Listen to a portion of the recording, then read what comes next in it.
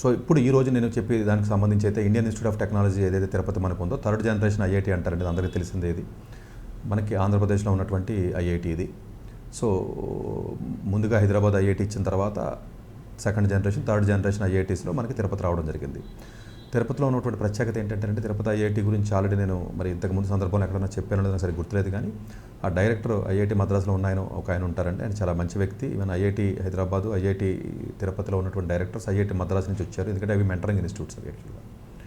So చాలా dynamic personality అండి అతను. బేసికల్గా engineering background, civil engineering background, చాలా డైనమిక్ పర్సనాలిటీ.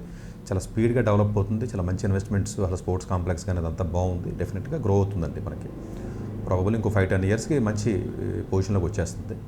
సో దానిలో మనకి సమ్మర్ ఇంటర్న్షిప్స్ అనేవి పడ్డాయి. ఆ సమ్మర్ ఇంటర్న్షిప్ సంబంధించినటువంటి లాస్ట్ డేట్ 31 మార్చు. టైం తక్కువగా ఉంది, దయచేసి మీరు బ్యాడ్గా అనుకోవద్దు, ఎందుకంటే టైం అది తక్కువగా ఉంటుంది, ఎందుకంటే అన్నీ దగ్గరికి వచ్చిన తర్వాత చేయవలసి వస్తుంది.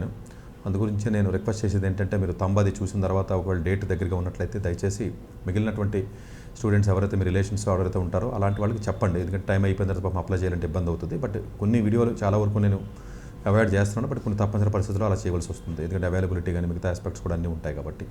సో ఐఐటి తిరుపతిలో మనకు ఉన్నటువంటి సమ్మర్ ఇంటర్న్షిప్ ఏదైతే ఉంటుందో 12th మే నుంచి, అంటే 5వ నెల మే 12వ తారీఖు నుంచి 11 జూలై వరకు కూడా వీళ్ళు మనకి సమ్మర్ ఇంటర్న్షిప్ని ఆఫర్ చేయడం జరుగుతుందండి. రఫ్గా 2 నెలల పాటు, మనకి 8 వారాల పాటు సమ్మర్ ఇంటర్న్షిప్ అనేది ఉంటుంది. జనరల్గా సమ్మర్ ఇంటర్న్షిప్ అనేది 2 months ఉంటుందండి, 8 weeks ఉంటుంది, మ్యాక్సిమం 12 weeks ఉంటుందండి.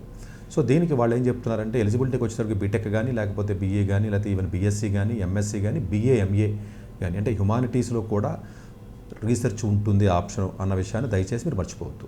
ఎందుకంటే చాలామంది ఏమంటారంటే సార్ బీఏ చదివితే ఉపయోగం, బీకాం చదివితే ఉపయోగం, మీరే చెప్తారు కదా అని చెప్తారు. అట్లా ఆ డిగ్రీస్ వెళ్ళొద్దని చెప్తాను. కానీ కొంచెం మంచి కాలేజెస్లో చదివినటువంటి విద్యార్థులు ఎవరైతే ఉంటారో బీఏ, బీకాము, హ్యుమానిటీస్, ఆర్ట్స్, లేకపోతే కామర్సు, లేకపోతే ఇలాంటి సబ్జెక్ట్స్, ఎకనామిక్స్ అన్నీ కూడా టెక్నాలజీకి ఇంటిగ్రేట్ అయినాయి అన్న విషయాన్ని దయచేసి 1కి 10 సార్లు చెప్తున్నానంటే మర్చిపోవద్దు.